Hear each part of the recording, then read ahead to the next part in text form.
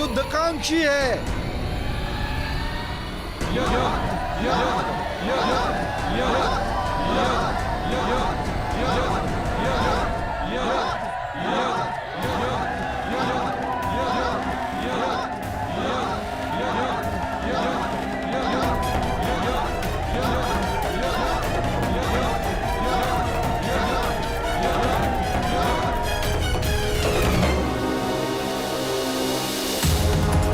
लगता है आपने सुना नहीं ब्राह्मण देव।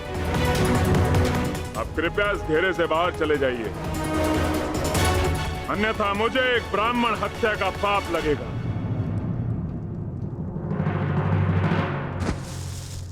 कुछ क्षण पहले आपने सभी को चुनौती दी थी मगध नरेश, तो समझो वो चुनौती मैंने स्वीकार कर ली।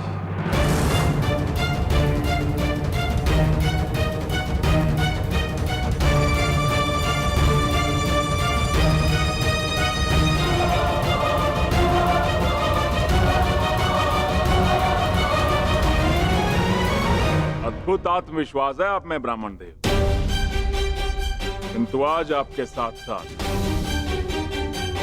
आपका ये आत्मविश्वास भी टूट जाएगा। वैसे मल्लयुद्ध के नियम तो जानते हो ना ब्राह्मण देव? हाँ,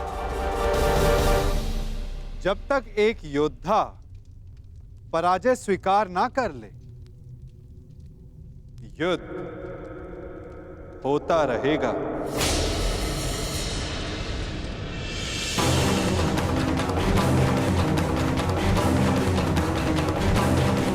स्वीकार है मगध नरेश? स्वीकार।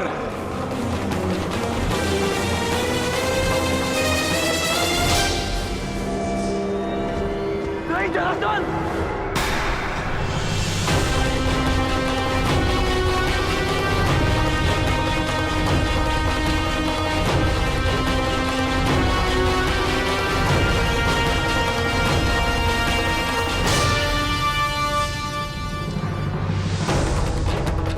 ये चुनौती स्वीकार मत करना।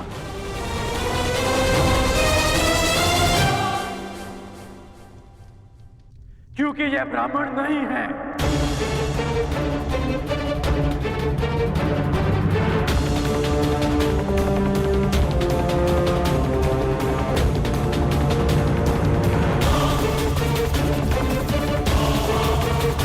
तो फिर कौन है ये? एक योद्धा को युद्ध से पूर्व अपने प्रतिद्वंदी का सत्य परिचय मिले, यही युद्ध नियम है। जिसने तुम्हें चुनौती दी वो वृकोदर भीम है।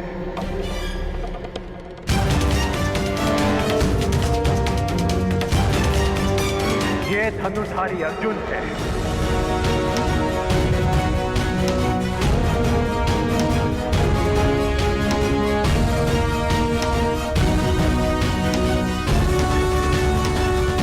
और भीम के पीछे जो खड़े हैं वो वासुदेव कृष्ण है।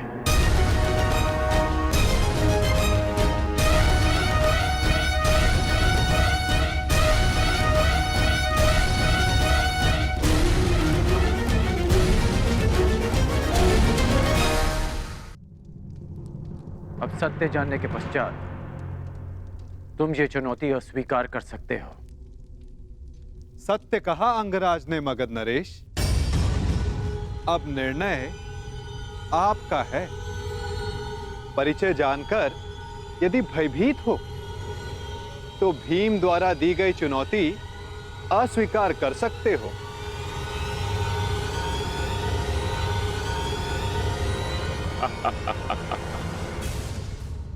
मैं तुम्हारी भांति रणछोड़ नहीं हूं वासुदेव। युद्ध की चुनौती मैं किसी भी परिस्थिति में, किसी भी वेश में कभी टाल नहीं सकता।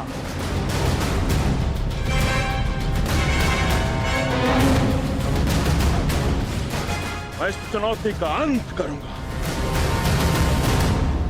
और सबसे पहले मैं इस विकोदर का उदर फाड़ूंगा और उसके पश्चात मैं तुम्हारा नाश करूंगा बस।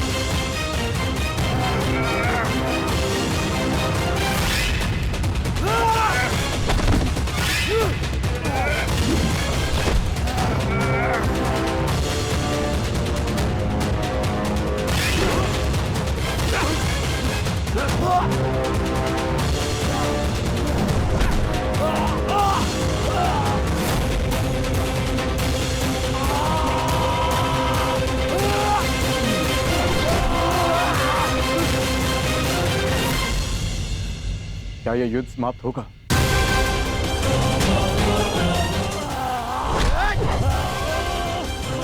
जिसका प्रारंभ हुआ है उसका अंत भी निश्चित होता है पार्थ।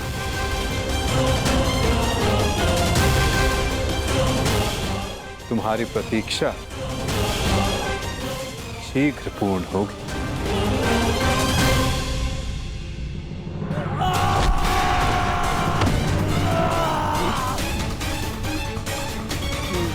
उठो जरासंध, युद्ध करो, उठो।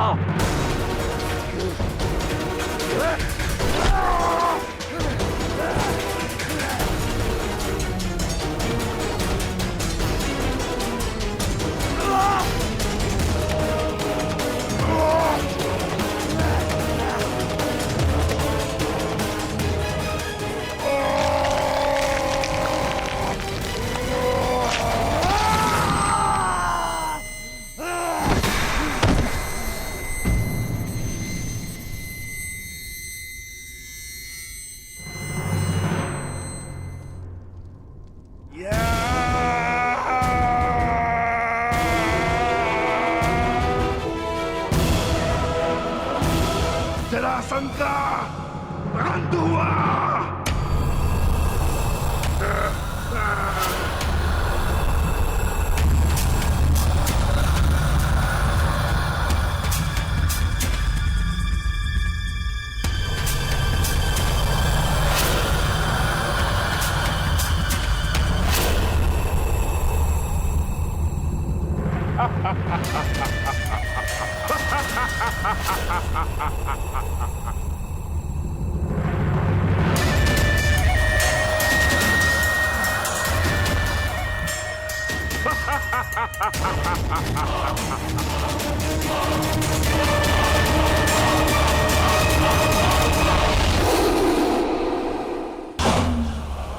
मुझे चुनौती देने से पूर्व मेरे जन्म की कथा तो जान लेते। माता के गर्भ से 2 पिंडों में जन्मा मैं, मृत, और मेरे शरीर को वन में फेंक दिया गया। वहां जरा नामक राक्षसनी ने उन पिंडों की संधि करके जोड़ा और मेरा नामकरण हुआ जरासंध।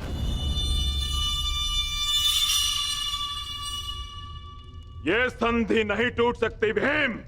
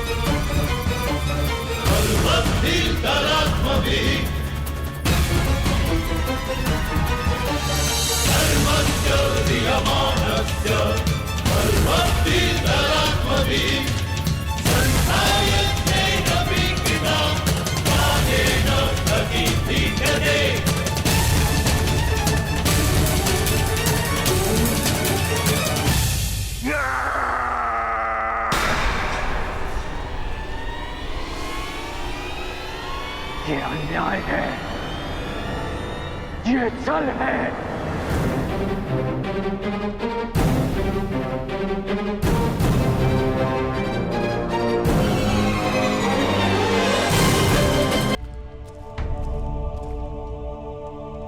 ये अनीति है। कैसी अनीति अंगराज? मल युद्ध जरासंध ने स्वीकारा और नियम यही था कि युद्ध दोनों में से एक योद्धा की पराजय स्वीकारने तक या मृत्यु तक होता रहेगा। जरासंध ने पराजय स्वीकारी नहीं, अंततः उसे मृत्यु प्राप्त हुई कर। अकारण किसी का वध करना, क्या ये अनीति नहीं? जरासंध ने भीम को क्या हानि पहुंचाई थी? तो उस सर्प ने तुम्हें क्या हानि पहुंचाई थी कर्ण, जिसका तुमने वध कर दिया था?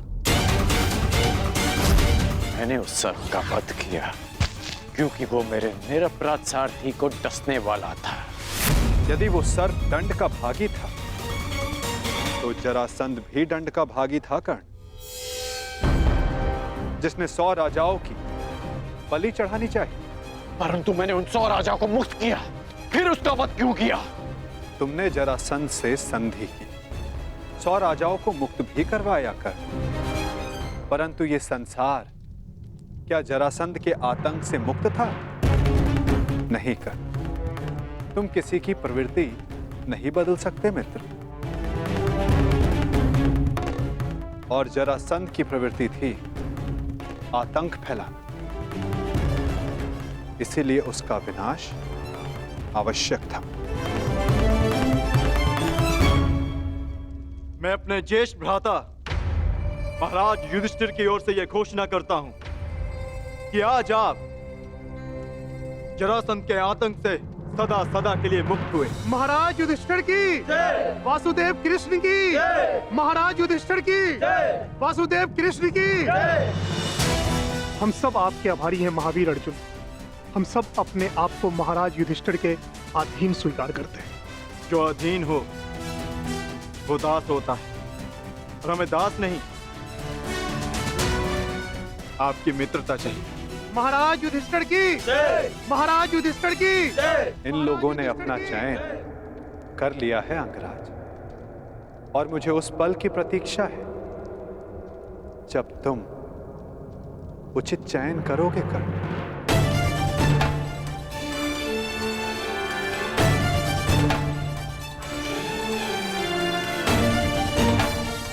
आप ही ने कहा था कि जीवन में कुछ उचित अनुचित नहीं होता।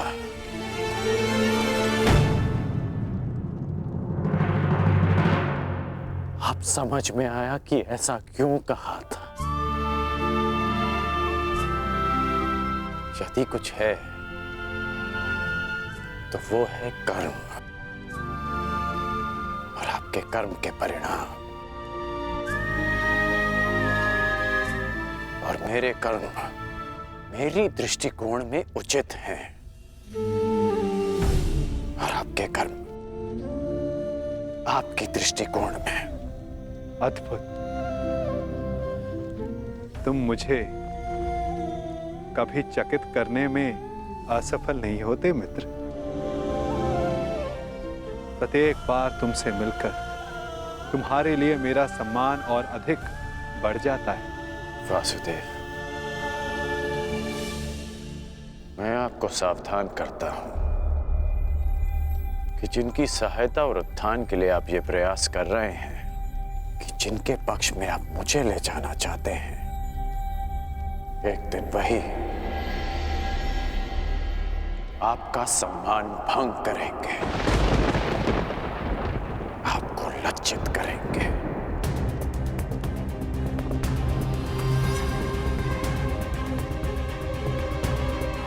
प्रणिपात। प्रणिपात अंगराज।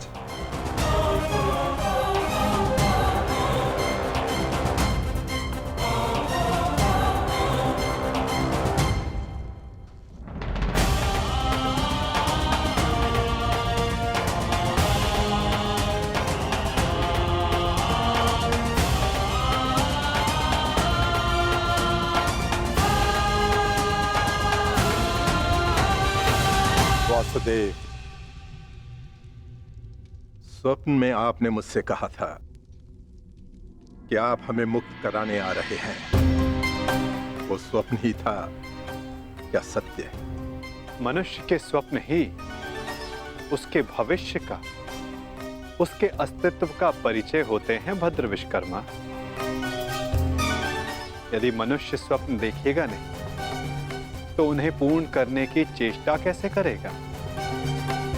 स्वप्न हमें चेष्टा की प्रेरणा देते हैं। अवश्य आपका स्वप्न एक सत्य था भद्र। जरासंध के अत्याचारों से हमें मुक्त कराकर आपने हमारे प्राणों की रक्षा की है। आपके उपकार को मैं कैसे चुकाऊंगा? एक भूमि को श्राप मुक्त करके।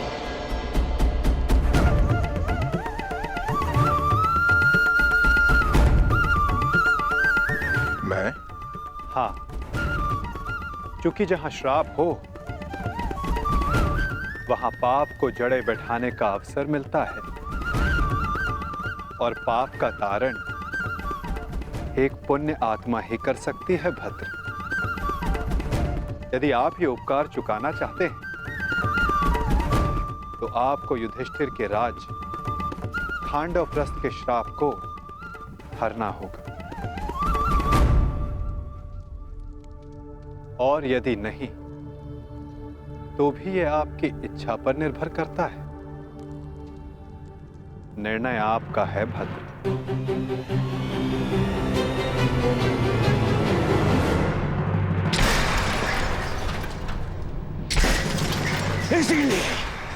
इसीलिए मुझे वो कृष्ण पूरी आंख नहीं सुहाता। हर बार कुछ ऐसा करता है कि मेरा स्वप्न चूर चूर हो जाए। हर बार मामा जी। स्वप्न की बात कर रहे हो मेरे होने वाले सम्राट? स्वप्न की? मुझे तो पूरा भविष्य दिखाई दे रहा है। जरासंध का भय समाप्त होते ही अब पांडवों की शक्ति बढ़नी प्रारंभ हो जाएगी और आप अंगराज कर्ण हमेशा कहते हो अवसर नहीं मिलता, अवसर नहीं मिलता, और अब अवसर मिल गया तो क्या कर लिया तुमने? जरासंध जैसा महान बलशाली योद्धा मित्र खोया तो खोया, और वो 100 राजा वो भी पांडवों के पक्ष में चले गए। मेरा कर्तव्य जरासंध को हमारे पक्ष में करना था जो मैंने किया, परंतु वो राजा किसके पक्ष में जाएंगे? इस विकल्प के चयन पर उनका अधिकार था, मेरा नहीं। विकल्प? अंगराज, कदाचित आपको ज्ञात नहीं होगा, शासक कभी भी प्रजा के सामने विकल्प नहीं रखता ना। वो केवल प्रजा को अनुभव करवाता है कि उनके पास चुनने का विकल्प है, परंतु वास्तविकता में वो केवल वही चुनवाता है जो वो चाहता है। जैसे अर्जुन ने किया। उन 100 राजाओं के समक्ष केवल एक ही विकल्प रखा, युधिष्ठिर से मित्रता। और आप उन्हें स्वतंत्रता की भेंट चढ़ाकर चले आए। परंतु अंगराज, इसमें तुम्हारा क्या दोष? ना, तुम्हारा कोई दोष नहीं है इसमें। क्योंकि शासन कला और राजनीति कुल से आती है, कुल से। और तुम जिस कुल में जन्मे हो वो शासक नहीं, शासित है, शासित। और तुम्हारे रक्त में नेतृत्व करना नहीं, अनुसरण करना और आज्ञा का पालन करना है। समझ गए अंगराज?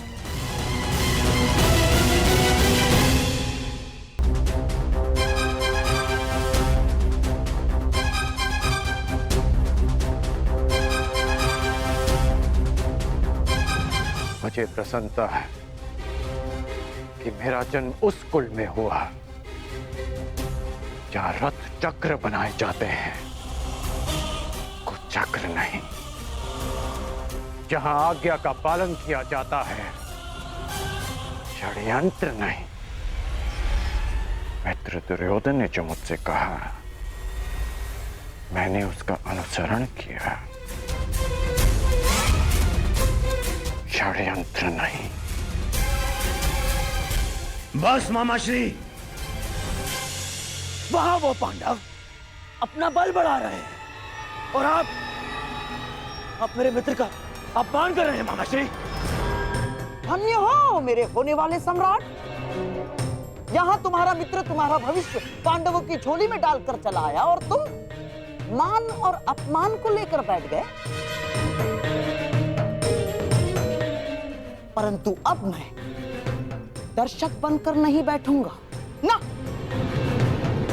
अब इस खेल की कमान मैं संभालूंगा।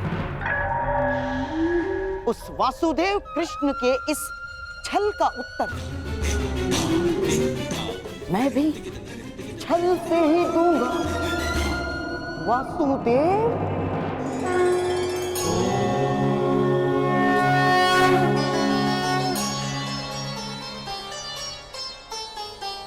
नारायणं नमस्कृत्य नरं चैव नरोत्तमं देवीं सरस्वतीं व्यासं ततो जयं मुदीरये।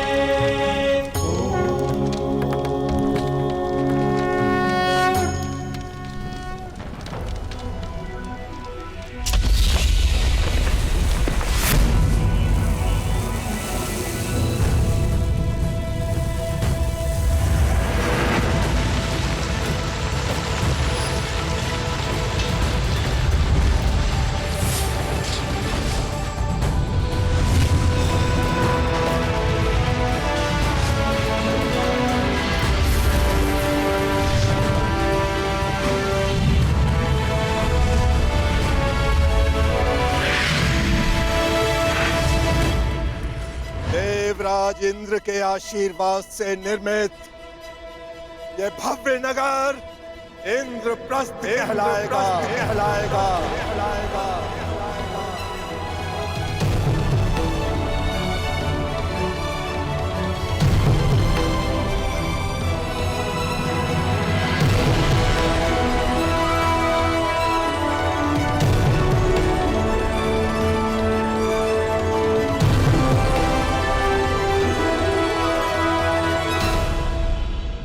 मैं ये इंद्रप्रस्थ धर्मराज युधिष्ठिर को भेंट करता हूँ। मैं आपका आभारी हूँ भद्र विश्वकर्मा। मैंने तो केवल अपने मुक्त होने का ऋण चुकाया है। धन्यवाद के पात्र तो वासुदेव कृष्ण है। मेरा आभार स्वीकार कीजिए वासुदेव। मैं युधिष्ठिर से धन्यवाद नहीं स्वीकार करूंगा।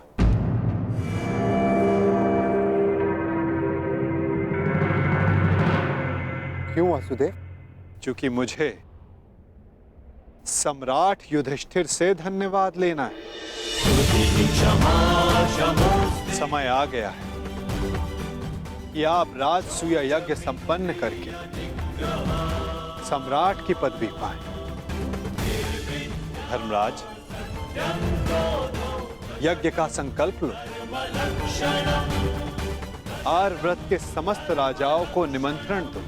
मैं चाहता हूं कि संपूर्ण आर्यव्रत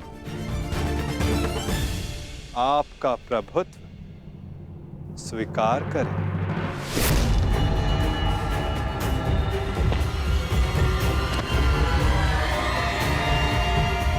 वो महाअभिमानी भी जिन्हें लगता है कि पूरे संसार में उनका कोई तोड़ नहीं।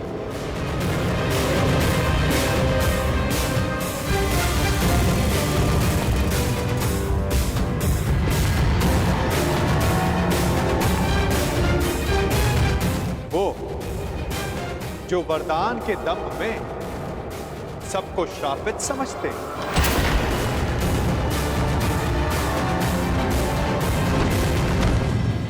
वो जिनका प्रारब्ध इस राजसूय यज्ञ से जुड़ा है। आइए आइए छेदी नरेश, स्वागत है आपका।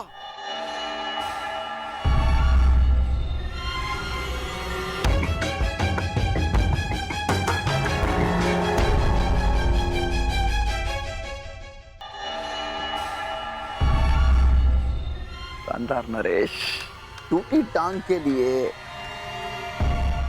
चिकित्सक से परामर्श ली या अब भी बतख की तरह ठला के चलते हैं?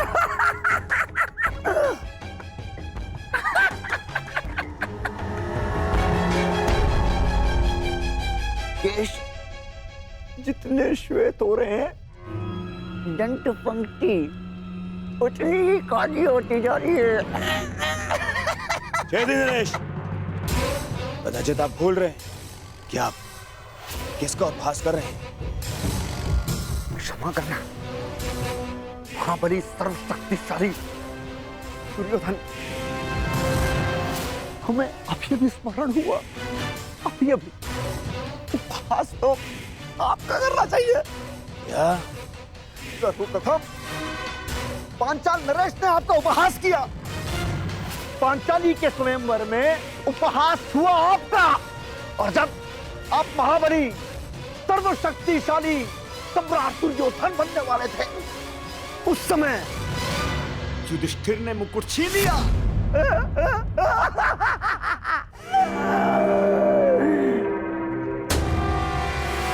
और जब तुम युवराज बने, तब तक युधिष्ठिर राजा बन चुका था। राजा! कहावत याद आई, धोबी का श्वान न घर का न घाट का। बस क्षमा करना, मत करना। मैं मूर्ख हूं, दुष्ट हूं, अस्त्र शक्तिशाली है।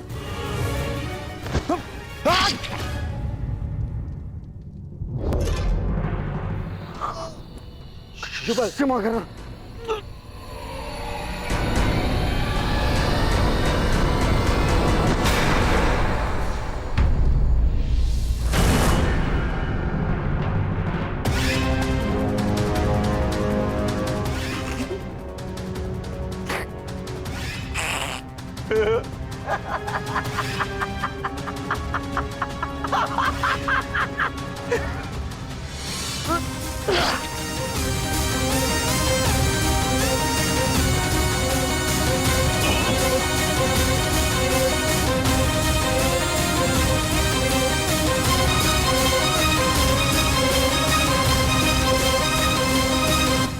समझ में आया मेरे होने वाले सम्राट, मैंने छेदी नरेश को अकेले में मिलने के लिए क्यों बुलाया?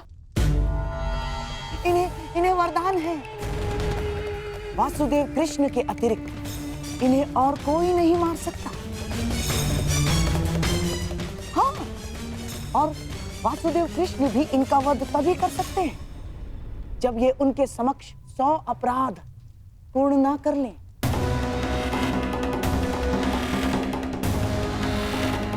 उस वासुदेव कृष्ण के हर छल का उत्तर है ये छेदी नरेश, शिशुपाल।